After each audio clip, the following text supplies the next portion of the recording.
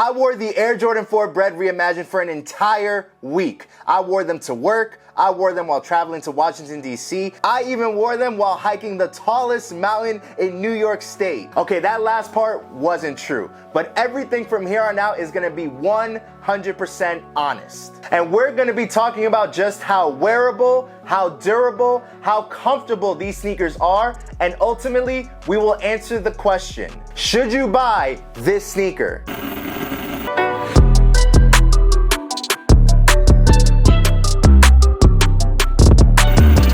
When I first reviewed this sneaker, it was to get you an instant reaction. So my time with it was very, very limited. But now we've had 7 whole days to go through everything about the Air Jordan 4 Bred Reimagined. I had only worn it for a little bit to get you my instant reaction, and from what I gathered, the Air Jordan 4 Bred Reimagined is worth it. However, after this 7-day journey, are my thoughts still the same? So what did I do during this 7-day odyssey of wearing the Bred 4 Reimagined?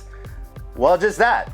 I wore them. Now, what's great about the Bred 4 colorway, and one of the reasons it's one of the most popular sneakers to have ever released, is because of the versatility it offers. Because the upper is predominantly black, you can really wear this sneaker with any outfit.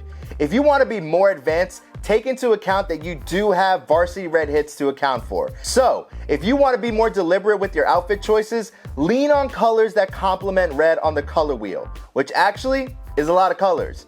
Yellow, white, orange, green, blue, and yes, black all go well with red. So when it comes to wearability, I would rank the Reimagined Bred 4s as one of my top sneakers for wearability. Now, it's great that this is a wearable sneaker, but does the material change actually make it more than or less than durable than previous retro releases? I actually got something I was really hoping for during this 7-day journey, and that was inclement weather. A storm system made its way to New York City and dumped snow and rain all over the area. So it created the perfect testing ground for how this sneaker would perform.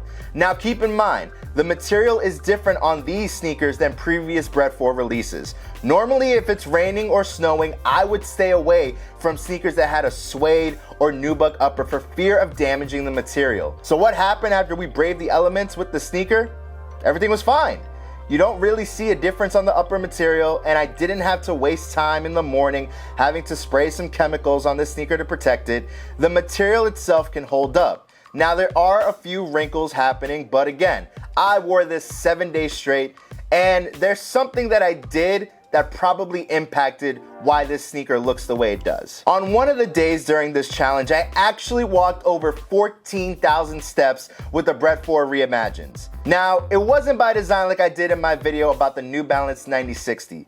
This actually happened because I left my wallet at work, so I had to walk all the way back to get it, making my commute that much longer. But it was at this point we ran into a problem. It was during this hike that I began to notice something that I didn't take into account during my initial review. And that is, the longer you're wearing this sneaker out, what happens? Well, I got a taste of that, and it wasn't a good taste. I started to notice that the area around my middle and pinky toe on both my left and right foot were starting to feel pressure from the sneaker. It was almost like the sneaker itself was holding a vice grip onto my feet and it wouldn't let go. My heel and the soles of my feet were actually fine though. I felt pretty comfortable in those areas. But it was evident that there was a serious problem happening around my toe area, and when I looked at my feet after getting home and saw that the Bred 4 Reimagined left their mark on my feet, I felt devastated. Now, historically, I've had negative experiences with Air Jordan 4s for this precise reason. Every time I would put my feet into a pair of Air Jordan 4s, no matter the time of day, no matter what situation is going on, my toe area would just feel so constricted. Like, it just felt like something was squeezing the blood out of my feet, if you will. And yes, every time I would take off an Air Jordan 4, I could see the marks that are left on my feet. And it's for that reason that for me, the Air Jordan 4 is not one of my most desired pairs of sneakers to have.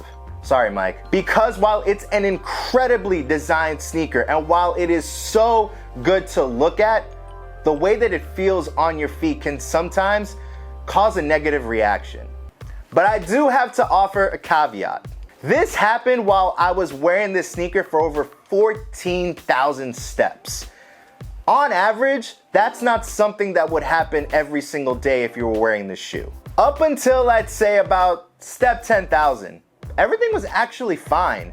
I was actually texting Mike telling him that I was really impressed with the comfort that I was feeling on this Air Jordan 4. It was a new experience that I hadn't had before. So I say all that to issue a warning.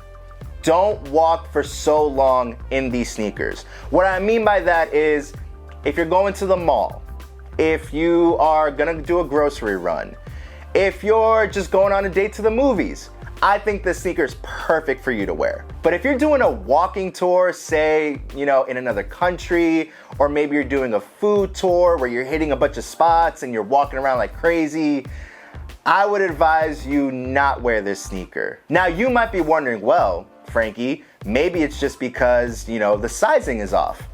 Let me address that. I'm a size 10.5, and I'm a size 10.5 in all Jordan sneakers. I don't go a half size down, I don't go a half size up on any of them. From 1 all the way to 14, I am a 10.5. I've tried 11s, I've tried 10s.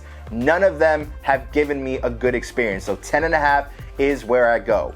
I think what it is that Air Jordan 4s, for whatever reason, the way that they're cut, the way that they feel on my feet, it's not the best experience. And I'm not alone in this. I see time and time again, in those videos at sneaker conventions when people are asking what's the worst Jordan, a lot of people say Jordan 4s, and the reason they say Jordan 4s is not because of how it looks, it's because of how they feel on your feet. So with all of that, what's the verdict? It's a versatile sneaker that delivers a statement upon sight. And this sneaker can be worn in any weather condition, whether it's raining, whether it's snowing, whether the sun is out. You can wear this sneaker and feel confident that the material's not gonna be compromised, that when you go to clean this sneaker, it's not gonna be an expedition to do so. But just be careful if you're wearing this for a long time. That's my warning to you. Don't wear these sneakers if you're gonna be walking for an extended period of time. I think Nike and Jordan did a pretty good job addressing one of the major flaws to the Air Jordan 4, which is comfort. And I feel like we were all anticipating that maybe the Bred 4 Reimagined would feel just as comfortable as the Nike SB Air Jordan 4s, which is why so many people love them. So you can click on this video right here and you can see our take on the Nike SB Air Jordan 4.